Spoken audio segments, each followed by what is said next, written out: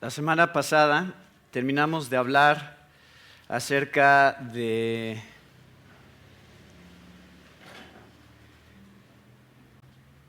Cristo en el Éxodo, ¿se acuerdan? Que es realmente todo lo que está contenido en el Pentateuco, desde Éxodo hasta Deuteronomio, que es la historia de Moisés.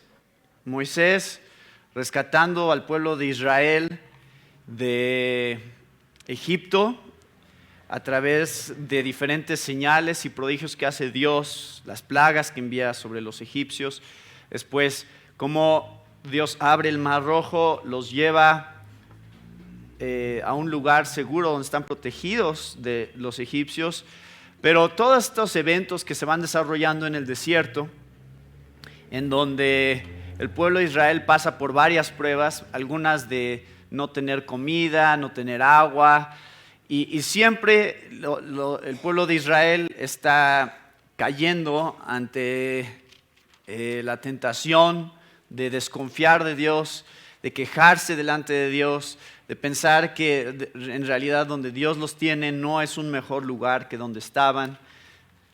Eso es lo que vimos el domingo pasado. Y si recuerdan, uno de los eventos que analizamos fue la piedra, donde Moisés golpea la piedra con su vara.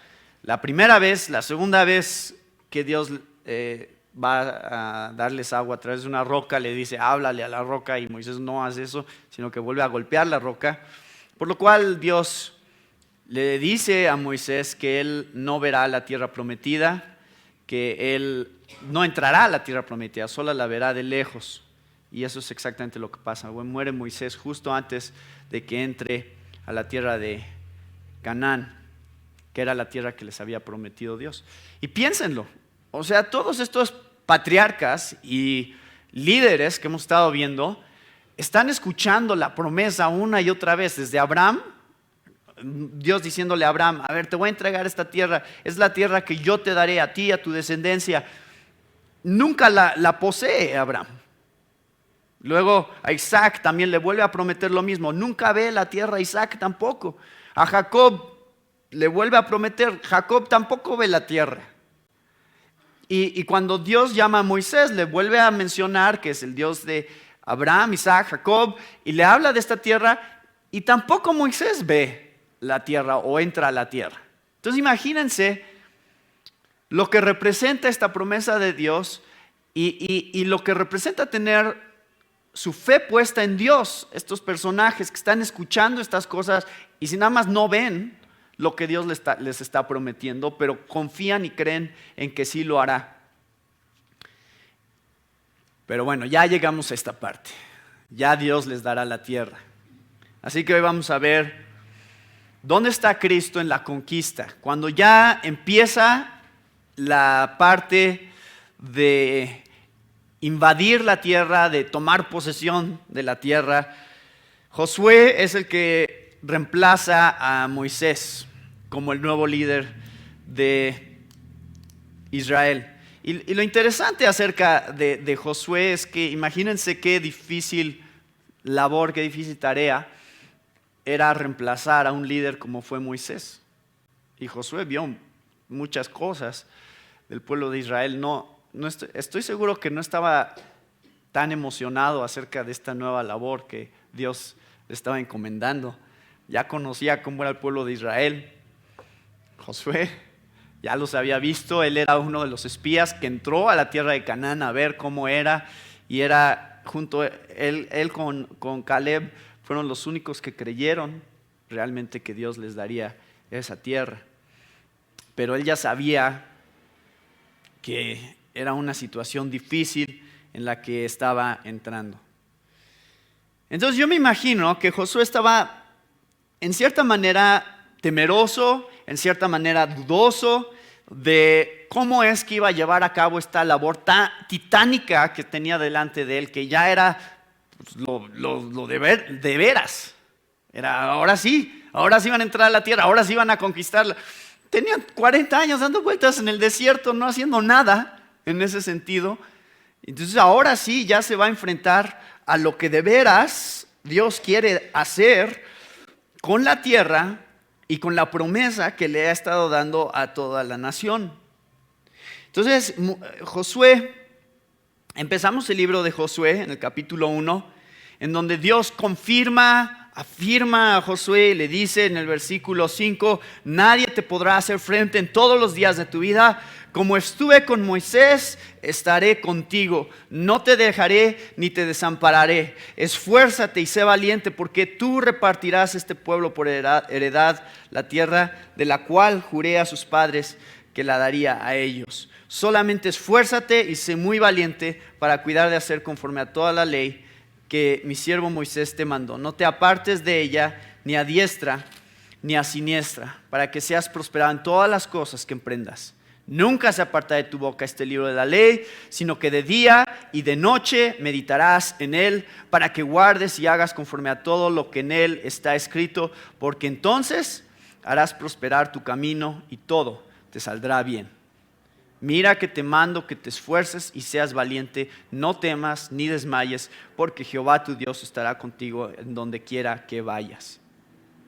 Entonces ya Josué prepara al pueblo, envía espías a Jericó, que entran a la ciudad, y ya conocen también probablemente la historia de Rahab, cómo ella esconde a estos espías, miente acerca de tener a los espías para salvarles la vida, y por ese acto de fe Dios salva a Rahab y le dice, tú no serás destruida junto con tu pueblo. Lo cual nos empieza a dar una muestra de cómo es que Dios, sí, desde el Antiguo Testamento, tiene el plan de salvar a los gentiles también. No nada más a los judíos por su sangre como judíos, sino de hecho está extendiendo esta promesa y la bendición de la promesa de su pueblo a diferentes personajes a lo largo de la Biblia. Uno de ellos es Rahab. Pero Josué, aún así, necesitaba algo más. Una confirmación más clara todavía de que Dios estaba con él. Y estamos viendo este tema, Cristo en el Antiguo Testamento. Y creo que uno de los eventos más significativos del Antiguo Testamento, donde vemos a Cristo, es en el capítulo 5 de Josué, en donde él tiene un encuentro en el versículo 13 con un varón. Dice, estando Josué cerca de Jericó, alzó sus ojos y vio un varón que estaba delante de él, el cual tenía una espada desenvainada en su mano.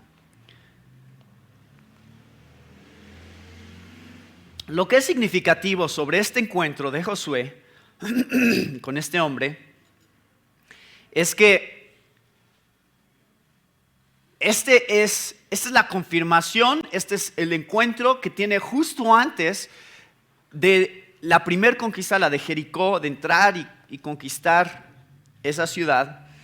Y Josué lo ve, va hacia él y le hace una pregunta, le dice, ¿eres de los nuestros o de nuestros enemigos? Lo primero que quiere saber es, pues si este es uno de nuestros enemigos, a lo mejor estoy en problemas ahorita porque esos son contra los que vamos a pelear. Y la respuesta de este hombre es muy interesante porque le dice no. Y nos preguntamos, ¿qué clase de respuesta es esa? O sea, solo hay dos opciones, ¿no? O estás con nosotros o estás contra nosotros. ¿Cómo que no? ¿No qué? ¿De qué estás hablando? Eso es lo que yo habría pensado siendo Josué. No me contestes no, dime sí estoy contigo o estoy contra ti. Pero él lo que le dice es, mas como príncipe del ejército de Jehová he venido ahora. Y evidentemente algo acerca de esta declaración de este hombre causa que Josué se postre sobre su rostro y lo adore. Este es un detalle muy importante, porque sabemos en la Biblia que solamente Dios recibe adoración, Dios mismo. Y cuando un ángel es adorado, rechaza la adoración, como vemos en Apocalipsis, o cuando una persona es adorada también debe de rechazar la adoración, como fue el caso de Pedro y otros. Entonces, sabemos que hay algo muy especial con respecto a este personaje, este hombre con el que se encuentra Josué, que causa que lo adore. Y le pregunta a Josué: ¿qué dice mi señor a su siervo? Y el príncipe del ejército de Jehová respondió a Josué: quita el calzado de tus pies, porque el lugar donde estás es santo. Y Josué así lo hizo. Este evento con el que se está encontrando Josué, o esta persona con la que se está encontrando Josué, es muy significativa dentro de lo que vemos de Cristo en el Antiguo Testamento. Uno es, nuevamente, esta confirmación de que necesitamos la presencia de Dios, necesitamos que Él esté con nosotros en lo que hagamos. Esto me lo brinqué el domingo pasado, pero es la ventaja de hacer mensajes que están conectados unos con otros, podemos regresarnos. Pero si recuerdan, en Éxodo, cuando Moisés ya había sacado al pueblo de Egipto, ya habían cruzado el Mar Rojo, en el capítulo 33, versículo 15, Moisés le dijo algo muy especial a Dios. Cuando le está pidiendo ver su gloria, le hace una petición a Dios. Le dice: si tu presencia no ha de ir conmigo, no nos saques de aquí. Moisés tiene sus prioridades en orden. Sabe que el punto no es nada más llegar a la tierra prometida. No es nada más, sí, Dios, danos esa tierra que nos has estado prometiendo ya. Lo que es importante para Moisés es que Dios esté ahí, que su presencia sea la que esté con ellos. Moisés tiene eso muy claro. Dice: la presencia de Dios es lo que realmente importa. En el caso de Josué es lo mismo. Lo que importa es si Dios está con él. Y esa es la confirmación de Dios aquí. Dice: sí, yo estoy contigo. El príncipe del ejército de Jehová ha venido ahora. No es si yo estoy contigo o estoy en contra de ti. El punto es que yo estoy aquí. Eso es lo que importa. Porque no soy yo conformándome a tus necesidades, dice Dios. Eres tú entendiendo que me necesitas. ¿Entienden? O sea, no es Josué: únete a nuestra causa, ¿no? ¿Estás con nosotros? Pues acompáñanos. No, es Dios diciendo: no, yo tengo mi plan, yo soy el príncipe de los ejércitos. ¿Tú con quién estás? Esa es la pregunta que creo que con la cual es confrontado Josué. Entonces, la importancia de la presencia de Dios la vemos desde Éxodo 33:15, y por supuesto el cumplimiento de la necesidad de la presencia de Dios finalmente la encontramos en Jesús, porque Jesús dijo en Juan 15:5: yo soy la vid, vosotros los sarmientos. El que permanece en mí y yo en él, ese da mucho fruto, porque ¿qué? Separados de mí, nada podéis hacer. Entonces, Dios no está preguntando: oye, ¿me invitas? ¿Me invitas a ser parte de tu equipo? No, dice más bien: tú únete al mío, porque sin mí, nada de lo que estás tratando de hacer tiene importancia.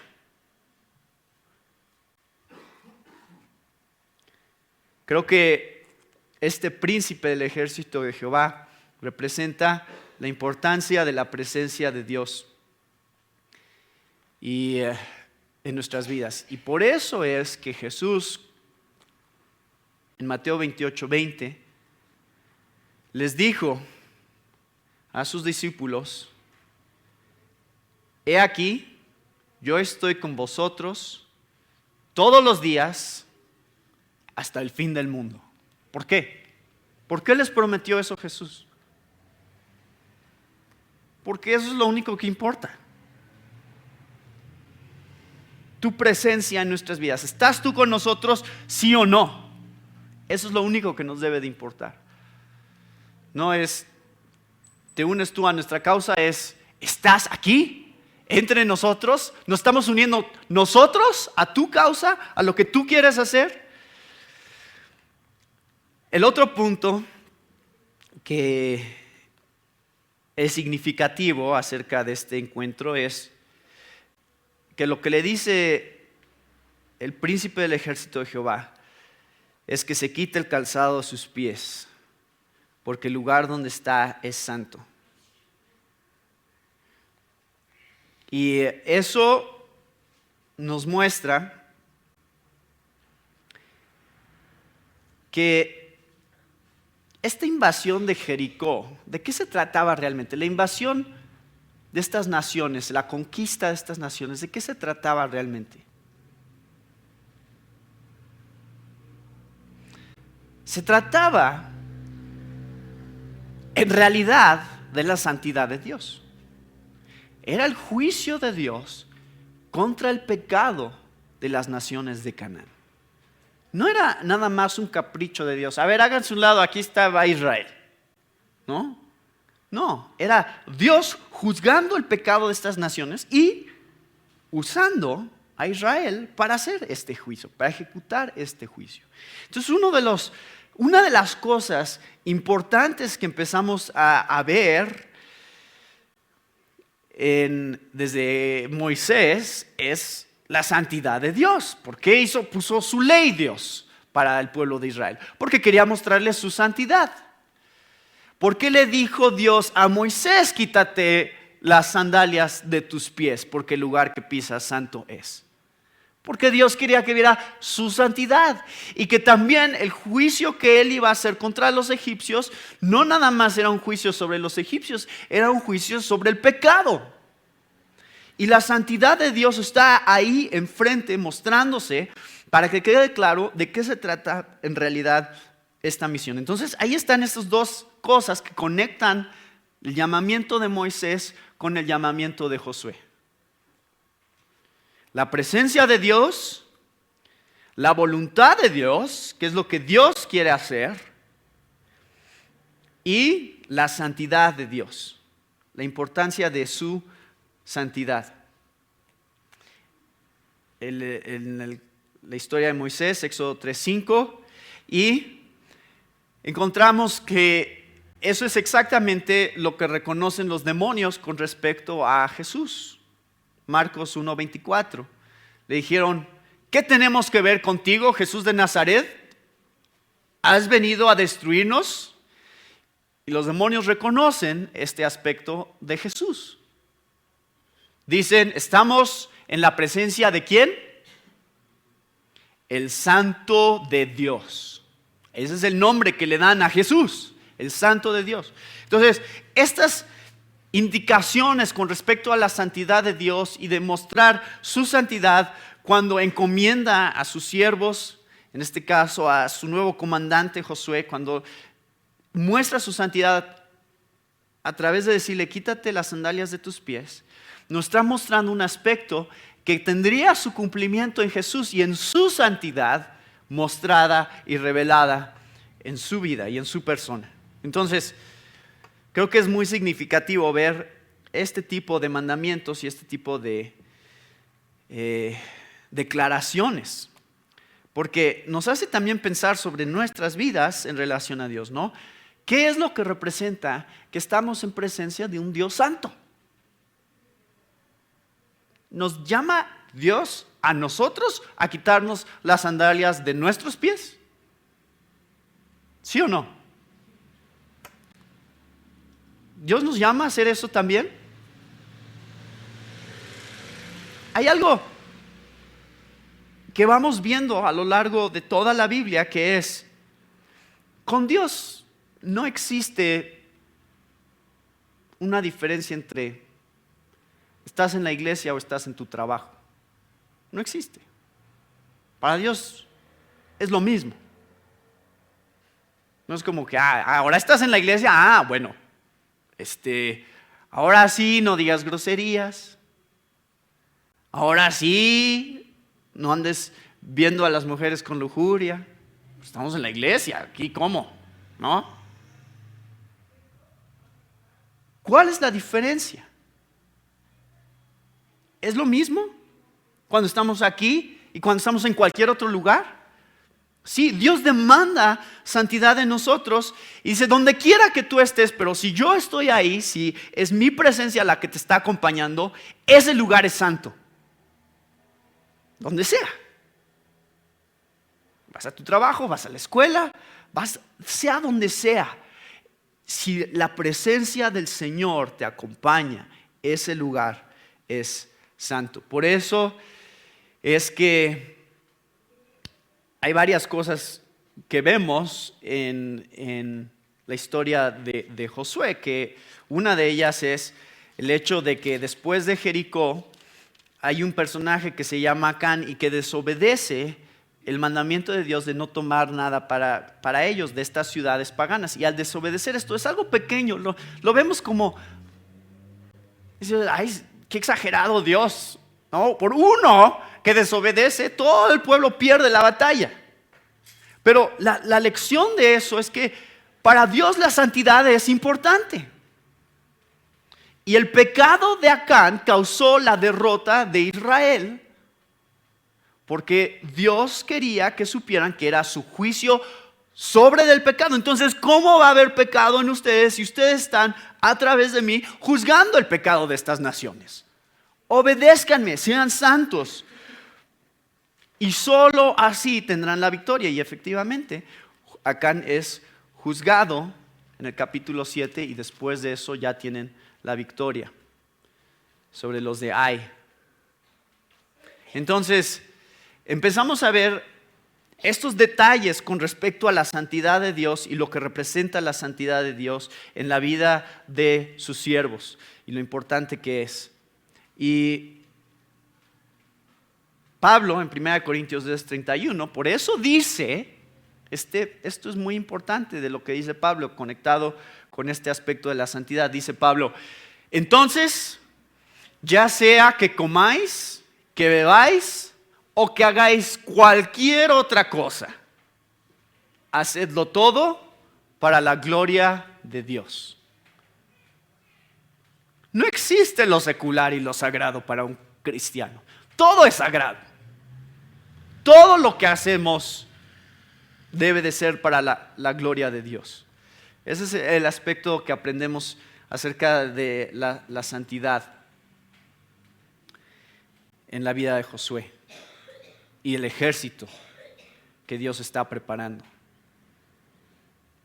Y el otro aspecto que vemos también es la importancia de la batalla, porque este es el llamado que le va a hacer Dios aquí, es: yo soy el príncipe del ejército de Jehová. Yo tengo este tipo de autoridad sobre los ejércitos de Jehová. Y podríamos pensar, por un lado, pues está hablando del ejército de Israel que va a invadir estas naciones. El verdadero comandante, el verdadero líder de este ejército es Dios. Y si entendemos a este personaje como la segunda persona de la Trinidad, entonces Jesucristo es el verdadero comandante de su ejército, de este ejército. Nosotros, su iglesia ahora, pero en este caso Israel. Pero no es nada más eso, creo que hay un aspecto que también se ve en los ejércitos de Jehová, que es los ejércitos del cielo. Jesús es príncipe de los ejércitos de Jehová en el cielo. Lo vemos cuando Jacob en Génesis 32, 1 y 2 tuvo una visión de estos ángeles y habla de dos campamentos, ¿no? Pues el campamento de los hombres, porque Jacob iba preparado para enfrentarse con Esaú, con su gente, pero también ve a los ángeles que están con él, y por eso llama ese lugar el lugar de los dos campamentos, porque entiende que hay dos tipos de ejércitos. Y en Segunda de Reyes 6:15, ¿se acuerdan de esta visión que tuvieron, tuvo Elías? Bueno, Elías a su siervo le dio la oportunidad de ver qué es lo que realmente estaba pasando. Cuando dice, ya nos están rodeando, y entonces ora al Señor y le dice, a ver, muéstrale cómo está realmente la cosa. Y ya vuelve a salir y ve un ejército, que es el ejército de Dios, por encima de los ejércitos de sus enemigos. Todo eso nos muestra que Dios realmente es ejército, no nada más del ejército de Israel, sino el ejército de los cielos. Y que eso es también a lo que se refiere el príncipe del ejército de Jehová. Y que la batalla que se va a hacer no es nada más una batalla física, es una batalla espiritual. Los ejércitos de Dios son los que van a hacer la pelea por ellos. Y es obvio, ¿quién tiró las murallas de Jericó? O dice que ahí fue el ejército y empezaron a golpear las murallas. ¿Qué pasó? Ellos no hicieron nada. ¿Quién tiró esas murallas? El ejército de Jehová. Ese es el único ejército que de veras podía tirar las murallas. Él tenía que hacer la batalla por ellos. Entonces empezamos a ver que Dios es el príncipe del ejército de Jehová. Y esto lo vemos cumplido finalmente en Jesús. ¿Por qué? ¿Se acuerdan Mateo 26:53? Jesús dice, ¿o pensáis que no puedo rogar a mi Padre y Él pondría a mi disposición ahora mismo más de 12 legiones de ángeles? ¿Quién es el verdadero príncipe del ejército de Jehová? Jesús es el príncipe del ejército de Jehová. Están a su disposición. Y empezamos a ver cómo es que la batalla real es la batalla espiritual. Pablo dice en 2 de Corintios 10, versículos 3 al 5, pues aunque andamos en la carne, no luchamos según la carne, porque las armas de nuestra contienda no son carnales, sino poderosas en Dios para la destrucción de fortalezas, destruyendo especulaciones y todo razonamiento altivo que se levanta contra el conocimiento de Dios y poniendo todo pensamiento en cautiverio a la obediencia de Cristo. Entonces vemos un cumplimiento muy especial en Jesús, en donde Él es el mejor y verdadero comandante de los ejércitos, príncipe del ejército de Jehová, porque en Él se desata la verdadera batalla contra el mal y contra nuestros enemigos. Y en Él tenemos victoria contra las fortalezas. Pero es algo interno aquí de lo que está hablando Pablo. Destruyendo especulaciones y todo razonamiento altivo que se levanta contra el conocimiento de Dios y poniendo todo pensamiento en cautiverio a la obediencia de Cristo. Esa es la verdadera batalla en la cual Cristo guía como el comandante. La batalla espiritual que se da. Entonces, esta victoria sobre Jericó es un símbolo de la verdadera batalla que Dios está haciendo, en donde Él es el que guía a sus ejércitos para tener la victoria. O sea, la victoria contra el pecado. En nuestras vidas, ¿qué tan victoriosos estamos siendo contra el pecado? Si no estamos siendo victoriosos contra el pecado, a lo mejor Dios no es el que está siendo el comandante de la batalla. Eres tú. Entonces, Israel no podía tirar las murallas de Jericó. Si ellos trataban de hacerlo, no iban a lograrlo, no iban a vencer. Necesitaban que Dios hiciera la batalla por ellos. Entonces, en la batalla contra el pecado, dirigida por Jesús y la obra que Él hizo, ¿cómo estamos?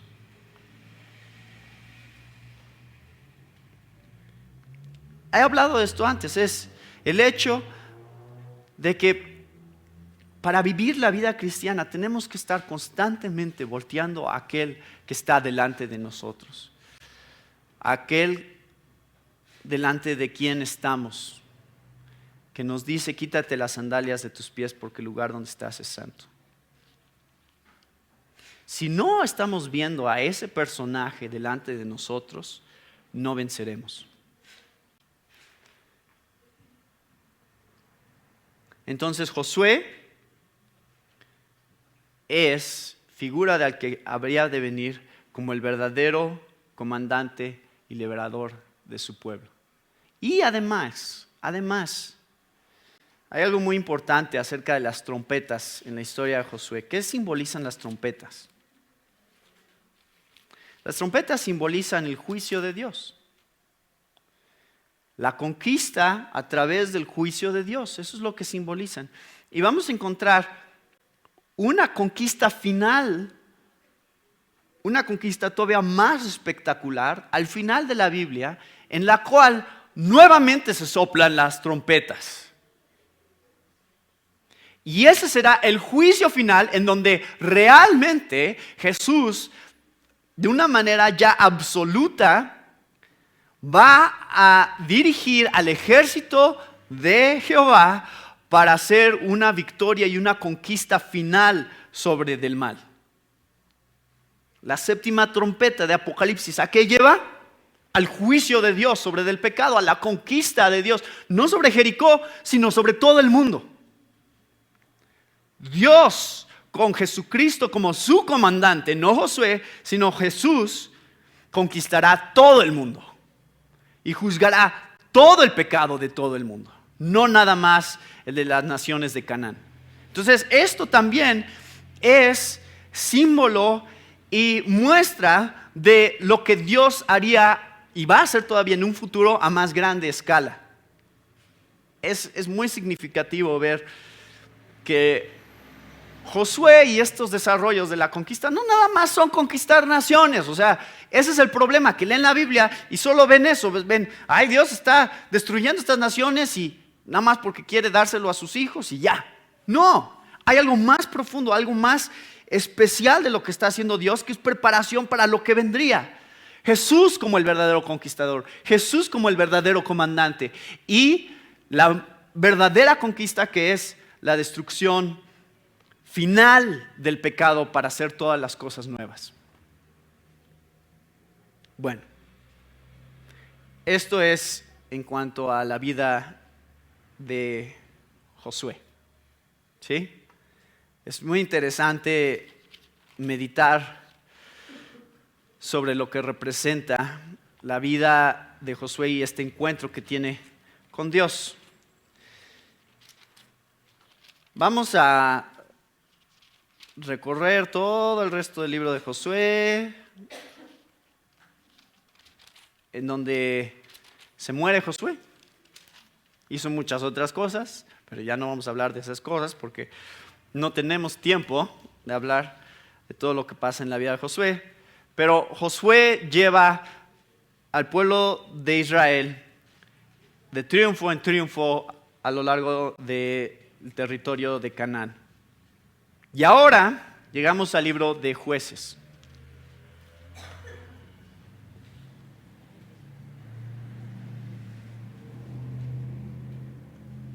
Y en el libro de Jueces encontramos una situación que ya se está dando en Israel, que es un patrón en donde los judíos, los hebreos, no tienen rey, no tienen nadie que los guíe. Josué ya murió y ahí están, ya con la tierra, pero todavía ahí medio mezclados con estas naciones. Ya no han sido exterminadas realmente las naciones de esta tierra. Entonces están viviendo en comunión, digamos, con muchas de estas tierras paganas, civilizaciones paganas. Y entonces los hebreos tienen la tendencia a ser absorbidos por estas religiones paganas, olvidarse de Dios, y cuando se olvidan de Dios y empiezan a hacer lo que quieren hacer, Dios tiene una manera de llamar su atención. ¿Cuál es? empieza a oprimir a través de una de estas naciones. O sea, los entrega en manos de algunos enemigos que van a abusar de ellos, van a oprimirlos y va a obligarlos a voltear nuevamente hacia Él y a decir, Señor, ayúdanos, ¿no? Y entonces Dios envía a un juez que toma liderazgo y los rescata de esa situación de opresión. Pero pasa, y otra vez, es una generación que ya se vuelve a acordar de Dios y dice, sí, Señor, si estás con nosotros, te vamos a seguir. Pero ¿qué pasa? Pasa otra generación y se vuelven a olvidar, se empiezan a mezclar otra vez con las religiones paganas, se olvidan de lo que Dios hizo en su nación, en su pueblo, y Dios otra vez vuelve a enviar una nación que los oprime. ¿Qué vuelve a pasar? Se vuelven a acordar de Dios, sí, Señor, perdónanos. Vuelve a enviar un juez, los vuelve a liberar, y así es la historia. Todo jueces es así. Hay muchos jueces, está Otoniel, está Débora, y miren, este es el resumen en el capítulo 2. El ángel de Jehová subió de Gilgal y a Boquim y dijo, yo os saqué de Egipto y os introduje en la tierra de la cual había jurado a vuestros padres, diciendo, no invalidaré jamás mi pacto con vosotros, con tal que vosotros no hagáis pacto con los moradores de esta tierra, cuyos altares habéis de derribar, mas vosotros no habéis atendido a mi voz.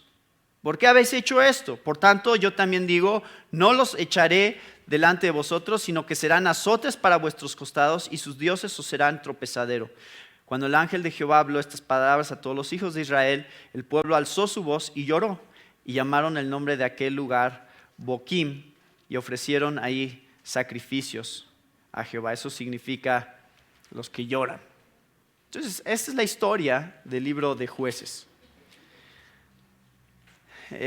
Otoniel, Débora, y la verdad, ¿saben que me encantaría hacer un estudio de jueces? Porque hay muchísimas cosas que aprender de todo este libro, pero no vamos a ver todo el libro hoy. Llega Gedeón, ya saben la historia de Gedeón, pero quiero enfatizar algo que pasa en la vida de Gedeón. Gedeón tuvo un encuentro con el ángel de Dios para confirmar también su llamado. Nuevamente Dios muy paciente diciéndole, a ver, sí voy a estar contigo. ¿De veras, Señor? Pues muéstrame si vas a estar conmigo. A ver, haz esto y esto y esto. Ya ve que sí, y todavía, bueno, pero una señal más, ¿no? Le dice Gedeón. Bueno, a ver, y le da otra señal. Y otra vez Gedeón, bueno, sí te creo que vas a estar conmigo, pero a ver, dame una más. Y otra vez le da otra señal. Bueno, pero esta es una de esas circunstancias en la que Dios le está mostrando a Gedeón cómo va a vencer a los madianitas. Y dice el versículo 19, entrando Gedeón preparó un cabrito y panes sin levadura de un efa de harina y puso la carne en un canastillo. Este es el capítulo 6, versículo 19. Y el caldo en una olla, y sacándolo se lo presentó debajo de aquella encina. Entonces el ángel de Dios le dijo, toma la carne y los panes sin levadura y ponlos sobre esta peña y vierte el caldo. Y él lo hizo así. Y extendiendo el ángel de Jehová el báculo que tenía en su mano, tocó con la punta la carne y los panes sin levadura, y subió fuego de la peña, el cual consumió la carne y los panes sin levadura. Y el ángel de Jehová desapareció de su vista. Viendo entonces Gedeón que era el ángel de Jehová, dijo, Señor Jehová, que he visto al ángel de Jehová cara a cara. Pero Jehová le dijo, pasa a ti, no tengas temor, no morirás. Algo pasó aquí, hubo un encuentro entre Gedeón y este ángel, donde Dios tiene que confirmarle, no te preocupes, no vas a morir. ¿Se acuerdan de este tipo de situaciones antes? Pasó con Moisés, pasó con Jacob. Jacob estaba sorprendido que él no había muerto. Y dice, no te preocupes, no vas a morir. Y edificó ahí Gedeón altar a Jehová y lo llamó Jehová Salom, el cual permanece hasta hoy en Ofra de los abiezeritas. Ahora, ¿qué significa Jehová Shalom? Jehová es paz. Por eso dicen los judíos, Shalom, paz. Algo hay con respecto a este encuentro de Gedeón que muestra que Dios es un Dios de paz, que trae paz. No tengas miedo, no morirás. ¿Qué es lo que leemos en Isaías 9, versículos 6 al 7, con respecto a los títulos que se le dan a Jesús? ¿Llamará su nombre? ¿Cómo? Consejero, Padre eterno, Príncipe de paz.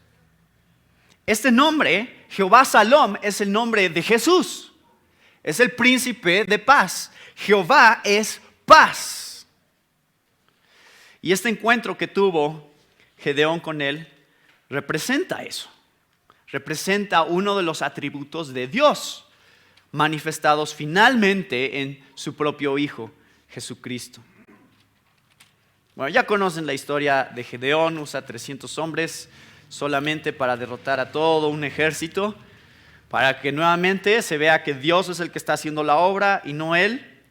Y vamos a terminar con una historia, nada más, una historia final de Cristo en el Antiguo Testamento. El último juez. ¿Quién fue el último juez? ¿Quién fue el último juez? Sansón fue el último juez. Capítulo 13 de Jueces.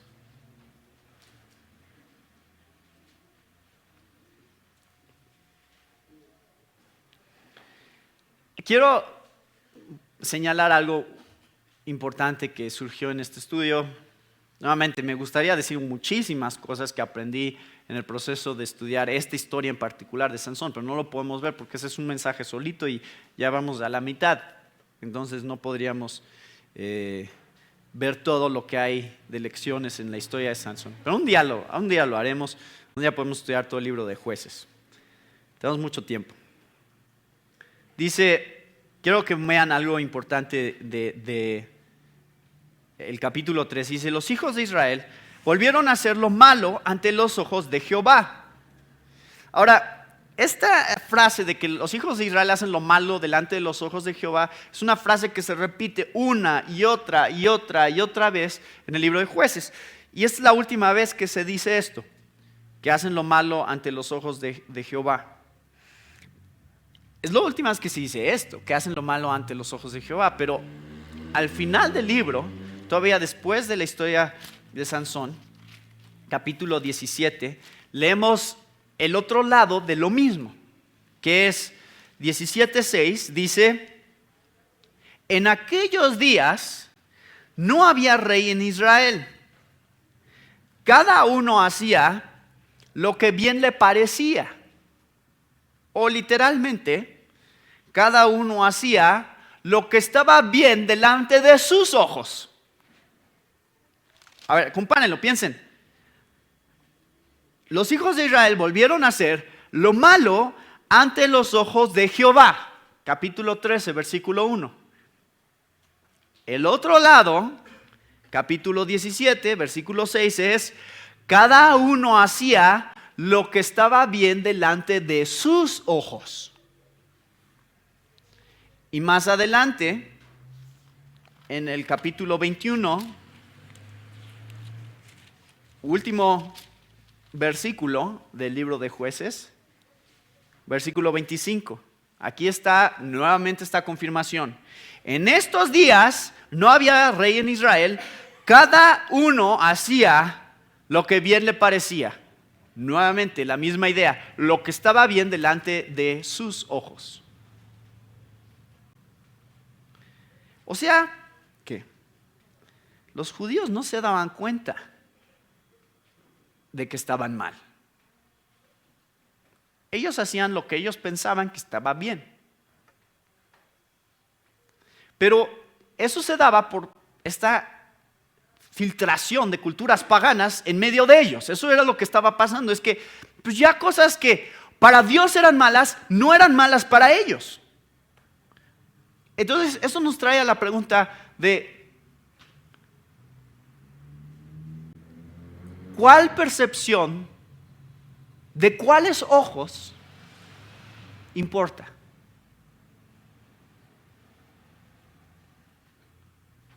¿Cómo lo ve quién? ¿Dios o nosotros?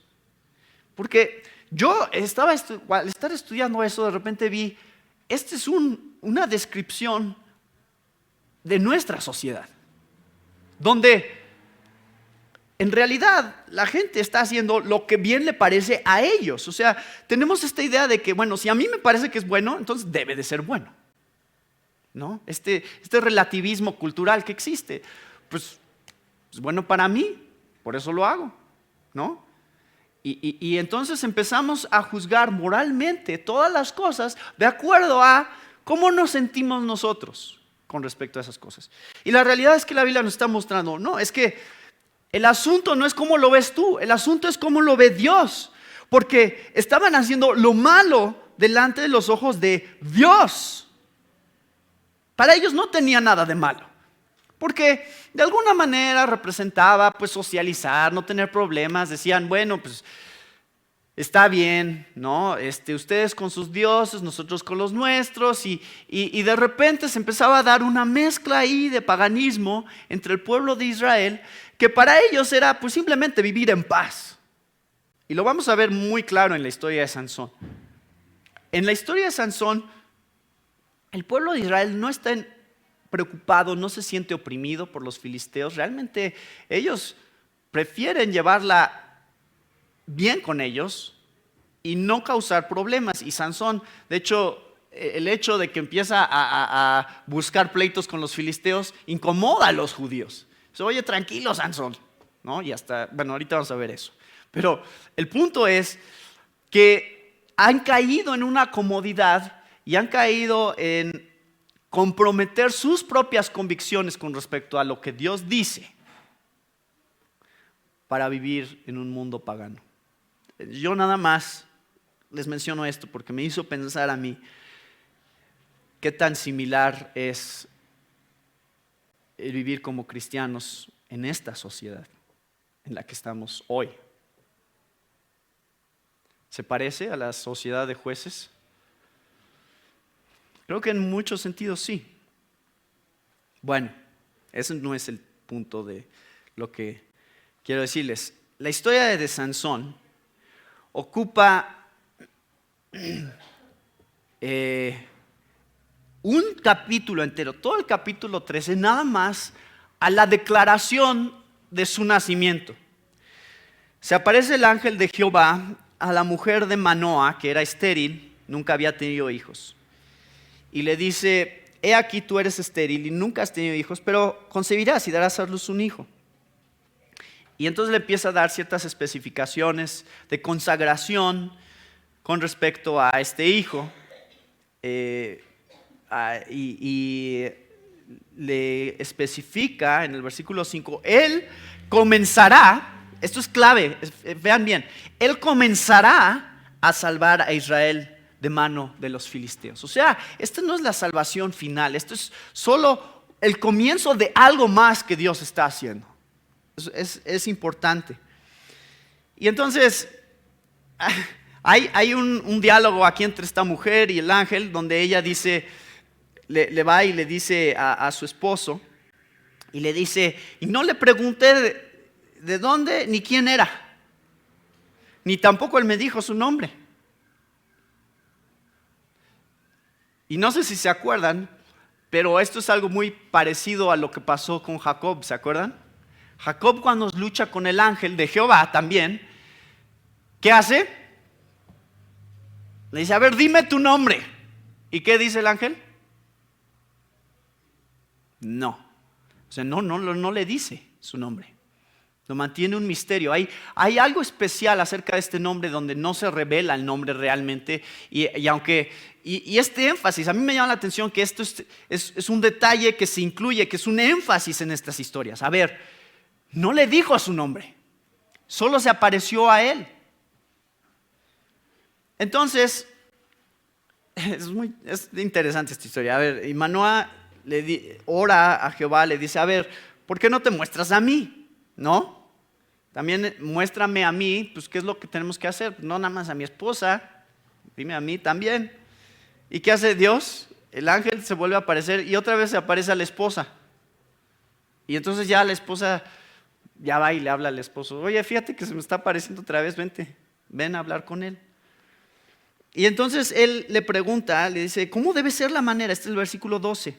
¿Cómo debe ser la manera de vivir del niño y qué debemos de hacer con él? Ahora, recuerdan, está este misterio sobre su nombre, es quién es este personaje que se les está apareciendo. Y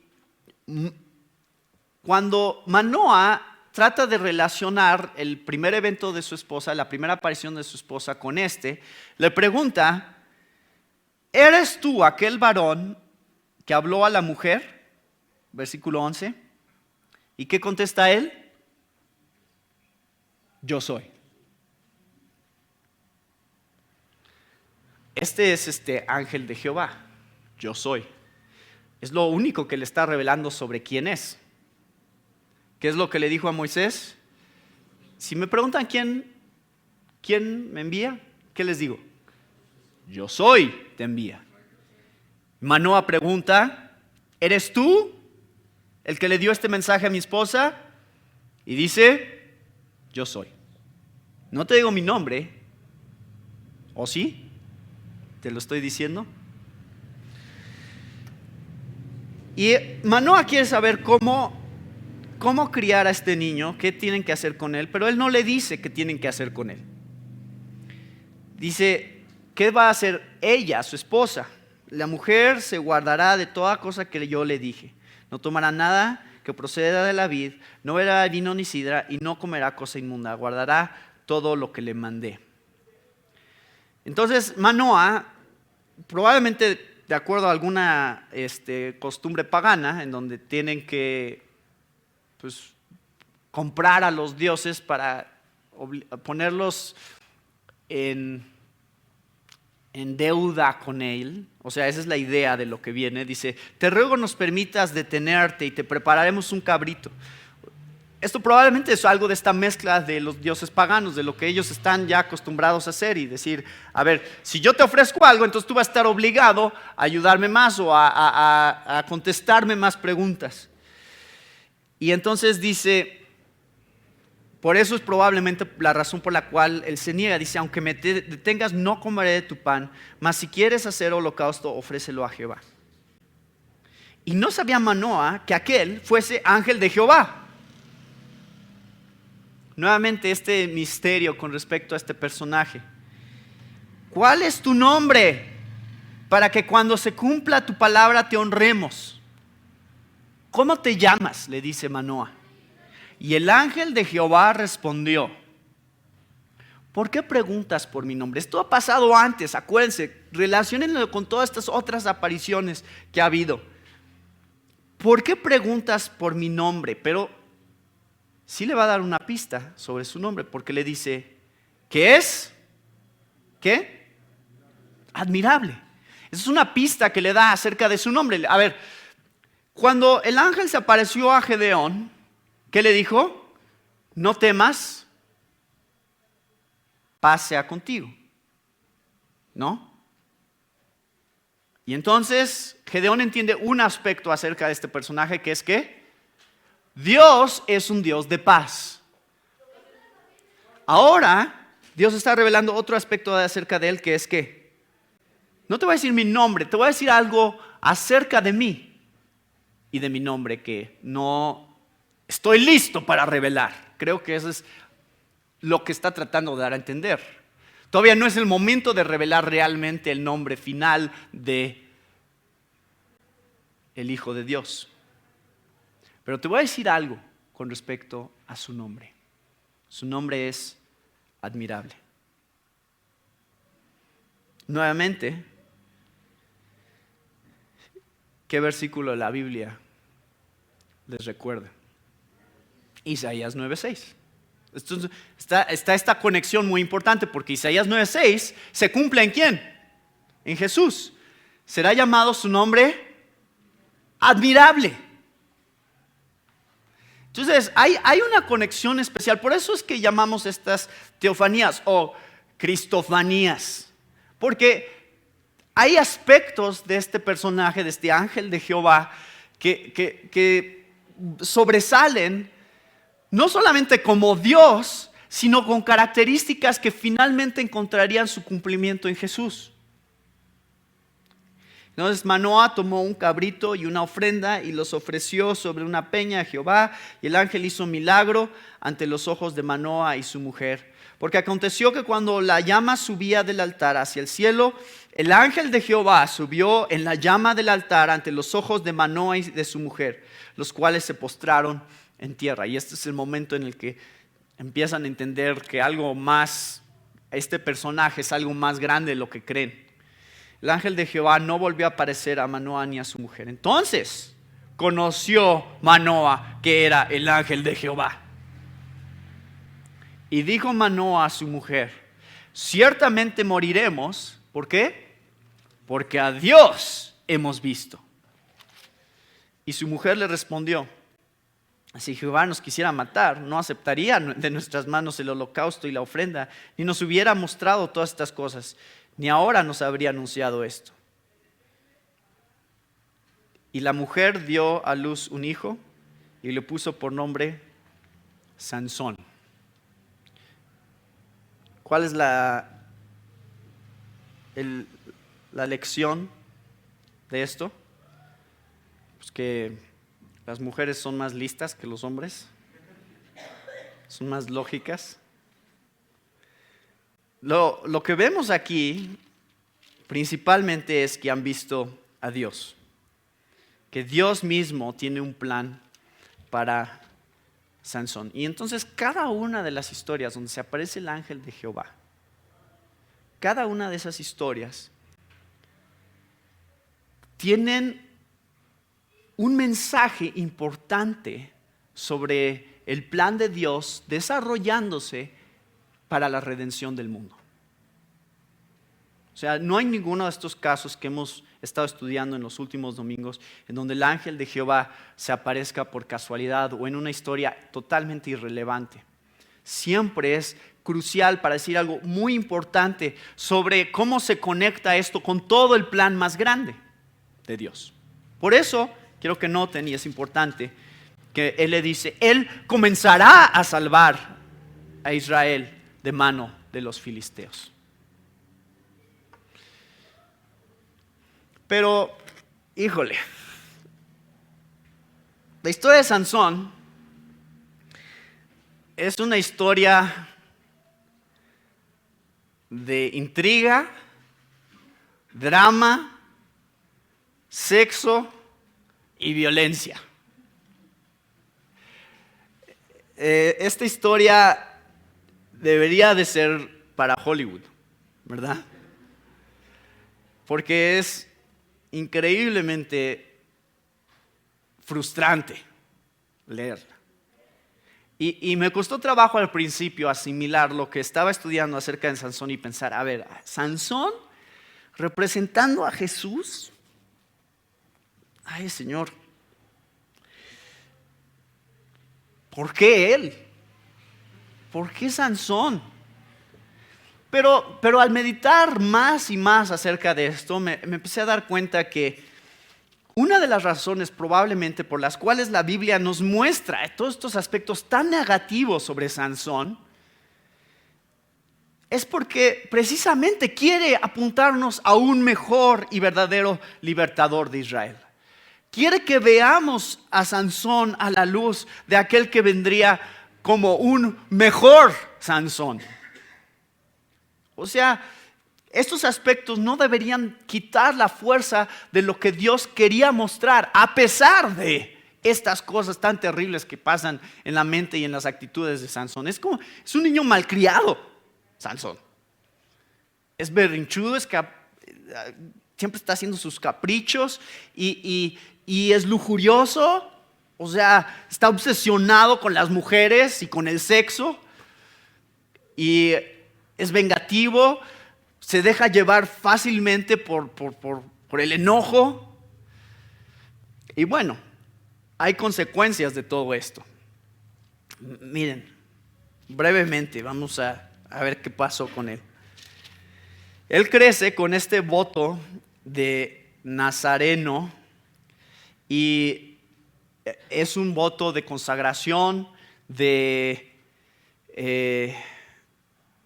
ser apartado por Dios para una tarea específica que Dios tiene. Pero como ya les decía, en ese tiempo los judíos no tenían mucha bronca con los filisteos. Y Sansón tampoco.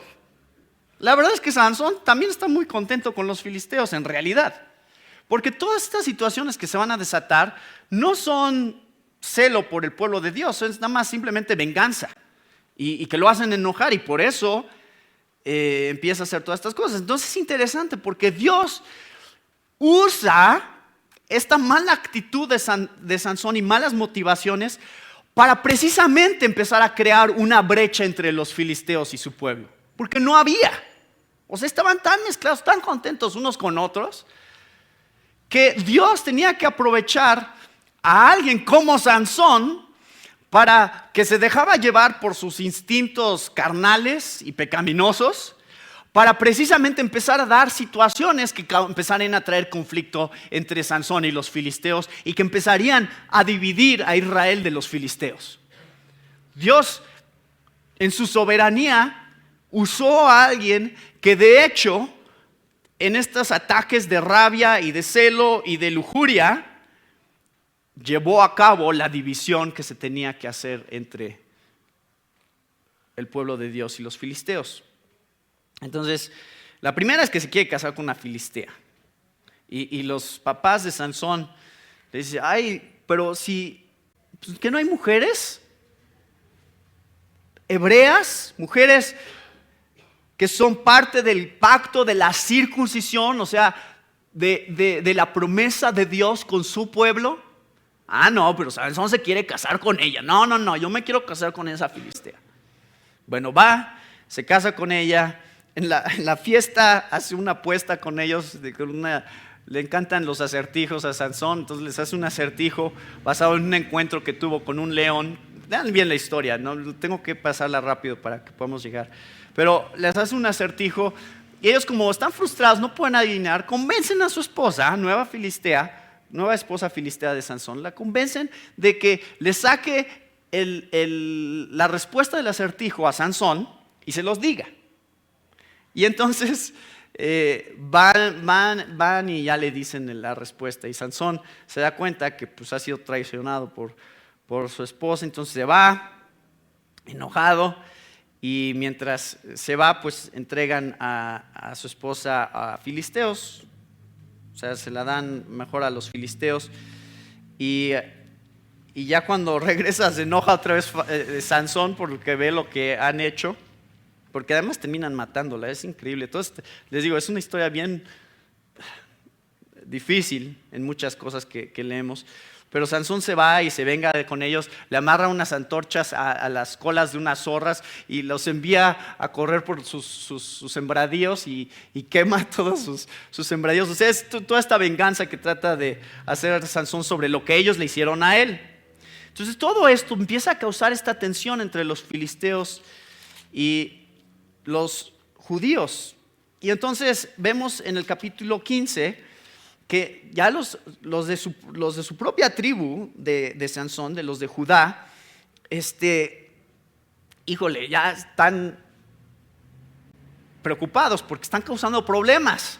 Sansón está causando problemas con los filisteos. Entonces le dicen, ¿por qué habéis subido contra nosotros? Y ellos respondieron, a prender a Sansón hemos subido, para hacerle como él nos ha hecho.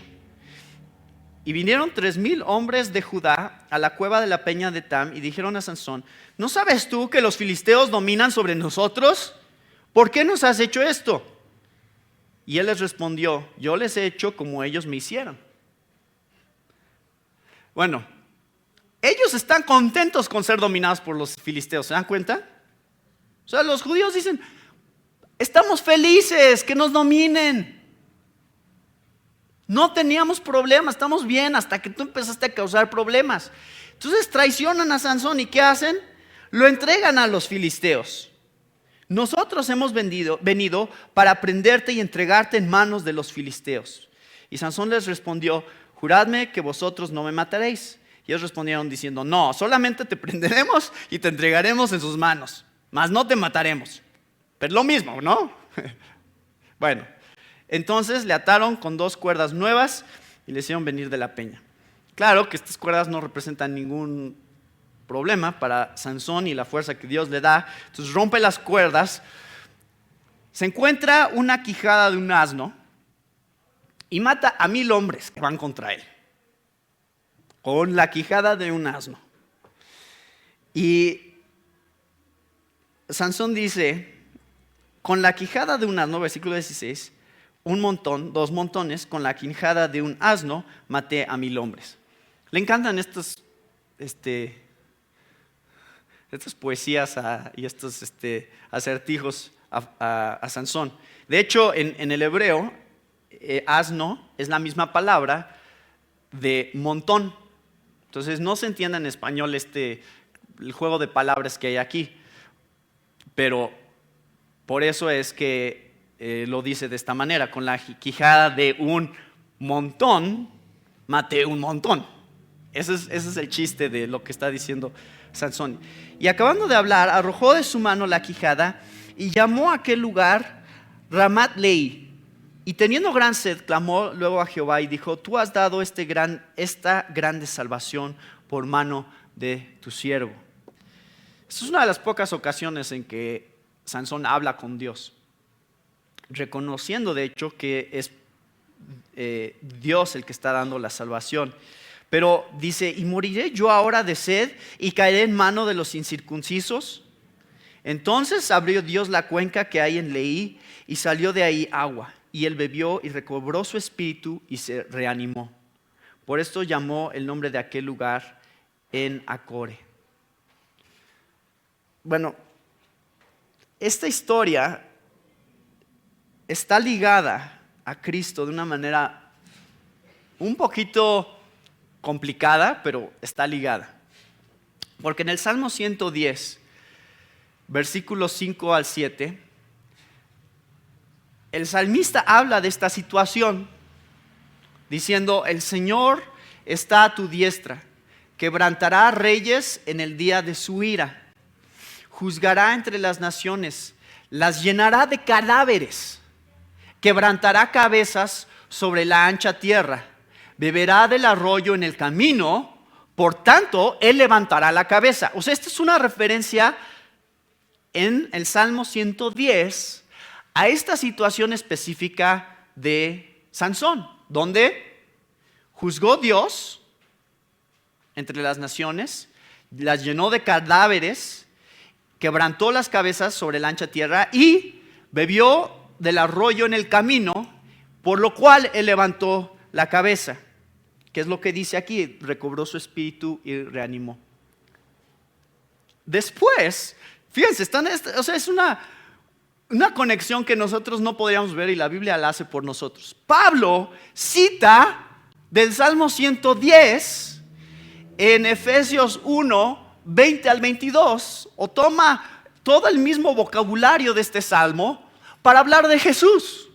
Y Pablo dice: el cual obró en Cristo cuando le resucitó de entre los muertos y le sentó a su diestra en los lugares celestiales, muy por encima de todo principado, autoridad, poder, dominio y de todo nombre que se nombra, no solo en este siglo, sino también en el venidero. Y todo sometió bajo sus pies, y él lo dio por cabeza sobre todas las cosas a la iglesia, la cual es su cuerpo, la plenitud de aquel que lo llena todo en todo.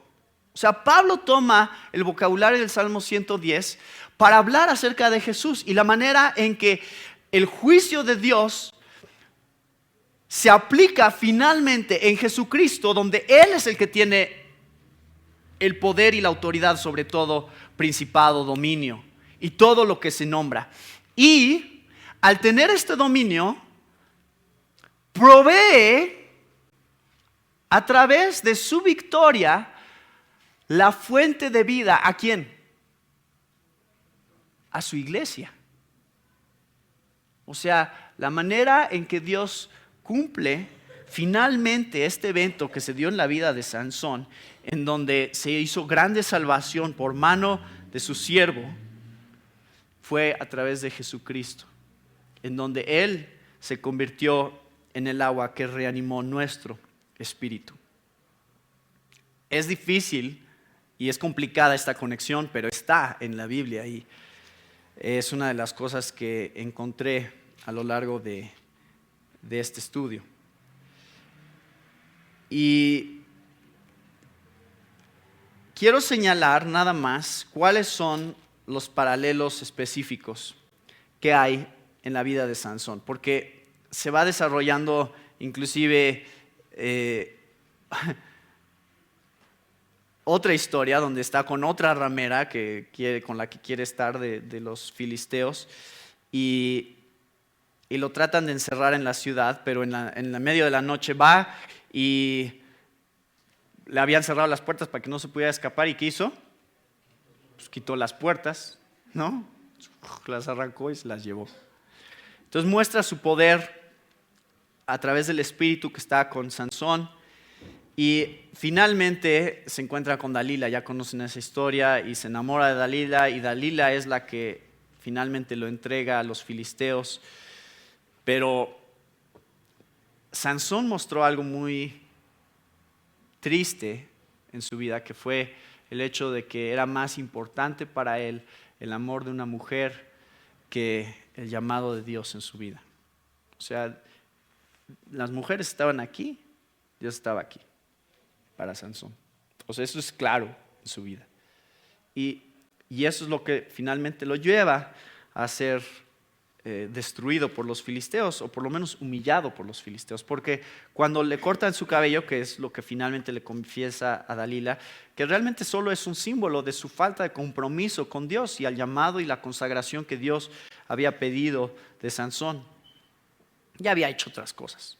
Se supone que no debía tocar un cuerpo muerto, como fue el caso de León, y lo hizo, y muchas otras cosas que hizo Sansón que ya mostraban que realmente no le importaba tanto su consagración de votos nazarenos.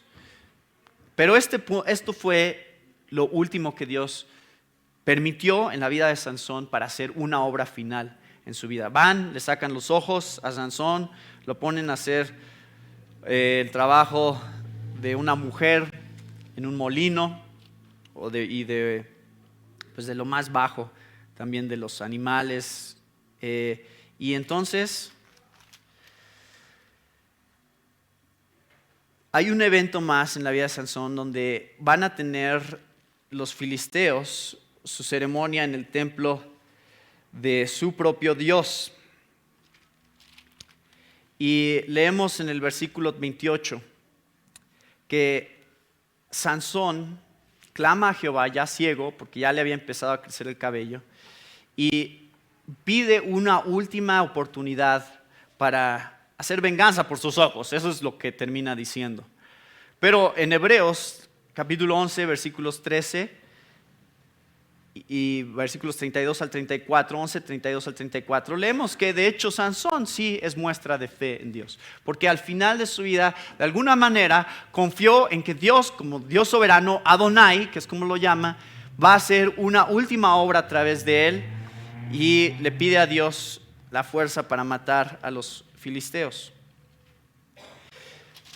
Lo cual nos muestra que de hecho no se trataba de los israelitas y los filisteos.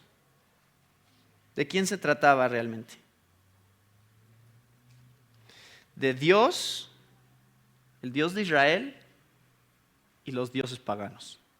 De eso se trataba. ¿Quién es el verdadero Dios? Eso es la historia de Sansón.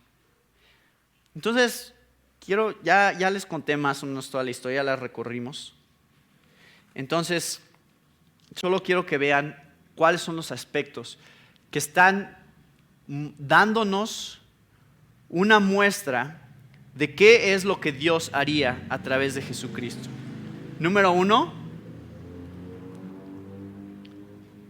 Sansón fue consagrado desde el vientre, es decir, Dios hizo una obra sobrenatural anunciándole a la madre de Sansón que a pesar de que era imposible este nacimiento, como lo fue también con Sara y tantos otros personajes en la Biblia, donde era algo sobrenatural para que se viera que Dios era el que estaba haciendo la obra, Sansón es consagrado desde el vientre, número 1, y muestra nuevamente la parte de la santidad de Dios, porque esta consagración es muy específica.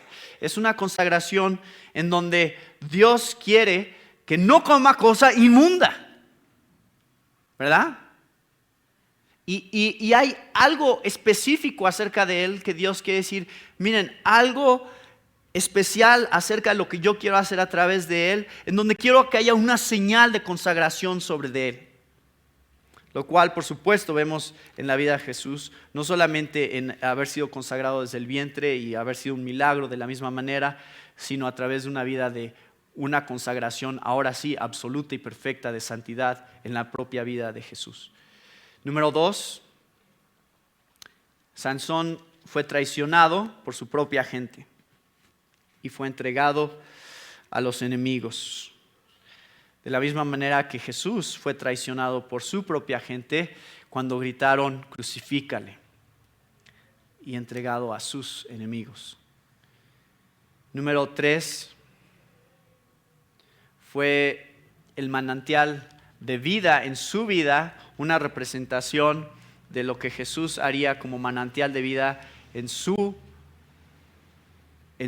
pueblo, después de una victoria sobre sus enemigos.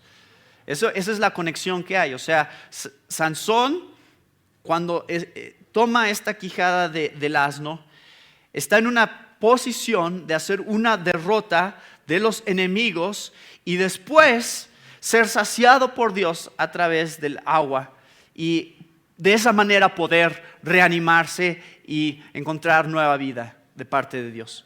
De la misma manera, Dios, después de la conquista de sus enemigos, se convierte en el agua que trae nueva vida a su pueblo. Ese es el mensaje que encontramos en la vida de Sansón, que se ve también en la vida de Jesús. Número 4, encontramos que es poderoso por el Espíritu de Dios, que nada lo puede detener. Por eso es que Sansón puede levantar unas puertas como si nada y bajar todo el monte con estas puertas. Esta muestra de poder, porque el Espíritu de Dios está con él, es una de las señales más importantes que vemos cumplidas en la vida de Jesús.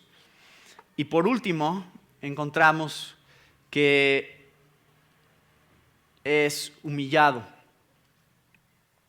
Es humillado al final de su vida por sus enemigos, pero en esta humillación logra la victoria más grande de todas. Porque cuando Dios restaura su poder, y esto está en el versículo 30 del capítulo 16, dice, los que mató al morir fueron mucho más que los que había matado durante su vida. Este último evento de su vida en donde fue humillado, encontró el punto en su vida de parte de Dios en el cual le daría la victoria más grande. Nada se podía comparar de lo que había logrado durante su vida con lo que se logró por su muerte. Y esto es muy significativo porque es exactamente lo que pasó en la vida de Jesús, en donde fue victorioso en su muerte. Y todo esto creo que son cosas que Dios tenía muy específicamente planeadas para Sansón, para mostrarnos quién sería el verdadero guerrero del Señor. Sansón fue guerrero del Señor, pero el mejor y verdadero guerrero del Señor es Jesucristo. Consagrado, traicionado, manantial de vida, poderoso por el Espíritu, humillado y victorioso en su muerte. Todas esas cosas están diseñadas para mostrarnos a Cristo en el Antiguo Testamento. Y eso creo que es lo más importante que encontramos sobre Cristo en la conquista. No solo en la vida de Josué y en lo que él hizo en varias naciones de Canaán a lo largo de su vida, sino todo lo que encontramos en Jueces. Escogí la historia de Sansón porque es la más significativa. El personaje que menos quisiéramos que representara a Jesús. Sin embargo, Dios lo escogió para mostrarnos cosas muy importantes con respecto a su Hijo. Y quiero que piensen algo. Esto surgió cuando estaba estudiando esta historia. Sansón es una clara muestra de alguien que puede tener los dones del Espíritu y no tener el fruto del Espíritu. O sea, piénsenlo. Sansón es alguien que fue usado por Dios y fue usado por el Espíritu, pero que no manifestó el fruto del Espíritu en su vida. Es interesante pensarlo porque creo que hoy en día estamos llenos de cristianos que buscan más los regalos, los dones del Espíritu que el fruto del Espíritu en sus vidas. Y es nada más una advertencia para que estemos alerta sobre la realidad de que Dios usa a gente aún como Sansón. Pero no lo imiten. Dios puede usar aún a Satanás si quiere. Y en todas esas historias de jueces creo que nos vemos reflejados más de lo que quisiéramos vernos reflejados. Estos hombres y mujeres que fallaban y caían, y sin embargo Dios seguía haciendo su obra. Y Dios seguía adelante con su plan de redención de la humanidad.